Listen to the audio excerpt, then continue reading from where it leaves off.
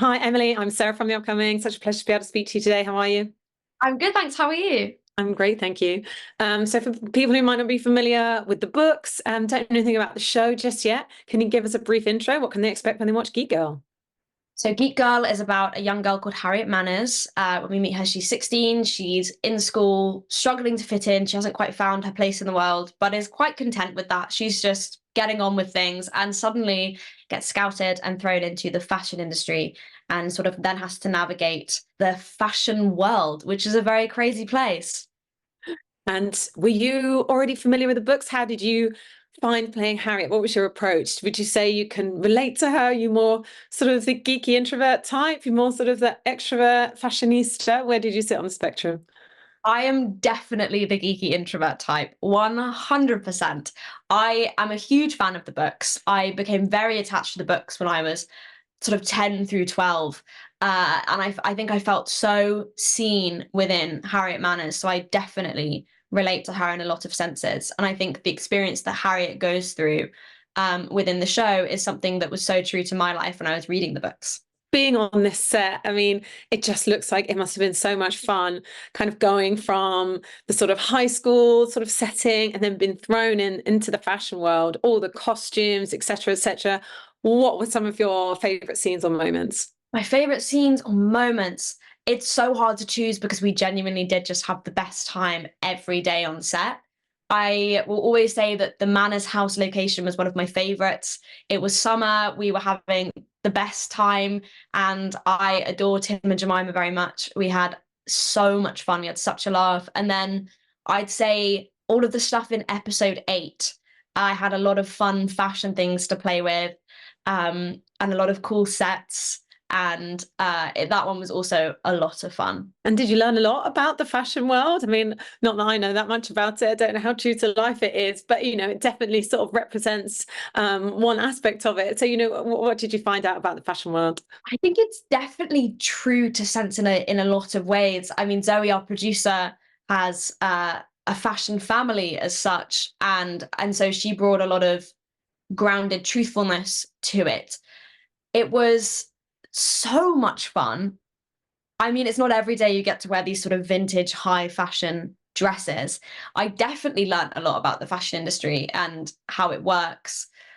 I'm still clueless, I will tell you that much, but I definitely learned something.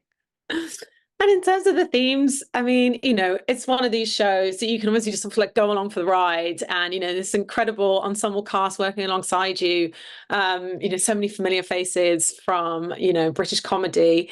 But then, there are those underlying issues about wanting to fit in and be accepted. But then that strange sort of contrast between, wanting to blend in versus actually having more of a personality and being more outspoken and finding your true self. So, what do you think some of the themes might be? There are so many important themes within this show. I think as much as it's about fun and joyfulness and finding your people and your tribe, it's also about self-acceptance. Harriet goes on such a journey of not just finding herself, but sort of learning to love herself in a lot of senses.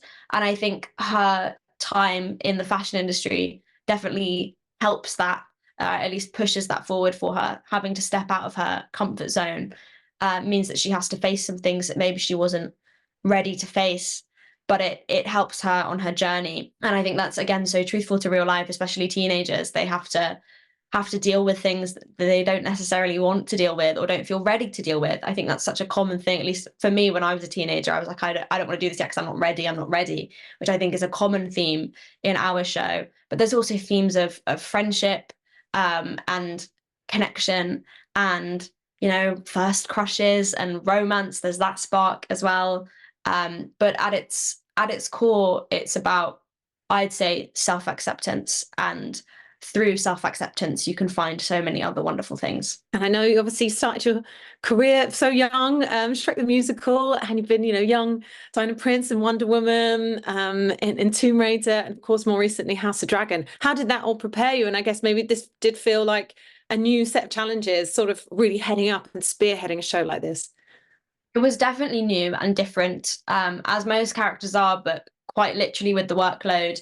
I don't think I've ever worked that many days in a row before. So it was a test on my stamina for sure, but also stepping onto a show as a lead, I felt this sort of need to set the tone, and it was slightly daunting at first, but I think I settled into the rhythm quite quickly. And just, I'm quite a positive person anyway, so I didn't have to try too hard to keep spirits up on set, I don't think.